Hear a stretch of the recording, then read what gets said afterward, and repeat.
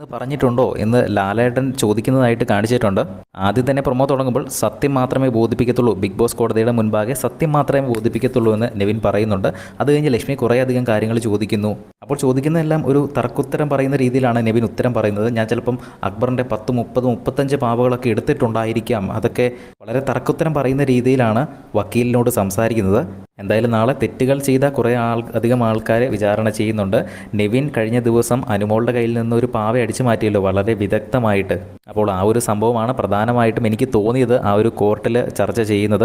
ഇത് സീരിയസ് ആയിട്ട് തന്നെയാണ് ലാലേട്ടൻ എടുത്തിരിക്കുന്നതെന്ന് തോന്നുന്നു. ആ ഒരു പാവ അടിച്ചത് മാറ്റിയത് മാത്രമല്ല, ആ ഒരു കോടതി ടാസ്ക് മൊത്തത്തിൽ. കാരണം ലാലേട്ടൻ്റെ ഫേസിൻ്റെ എക്സ്പ്രഷനൊക്കെ കണ്ടു കഴിഞ്ഞാൽ ഒരു കലിപ്പ് മൂഡിലാണ് നിൽക്കുന്നത്. എന്നാൽ ഓവർ കലിപ്പൊന്നുമല്ല. എന്തായാലും നമുക്ക് നോക്കാം. ഒരു എവിക്ഷൻ നടക്കുന്നതായിരിക്കും. എവിക്ഷൻ നടക്കുമ്പോൾ തന്നെ നമ്മൾ അപ്ഡേറ്റ് ചെയ്യാം ആരാണ് പുറത്തായതെന്ന്. എപ്പിസോഡ് കാണാൻ കഴിയാത്തവരുണ്ടെങ്കിൽ ചാനൽ സബ്സ്ക്രൈബ് ചെയ്യുക. അപ്ഡേറ്റുകൾ വരുന്നതായിരിക്കും. വീഡിയോ ഇഷ്ടപ്പെട്ടാൽ ഒന്ന് ലൈക്ക് ചെയ്യുക.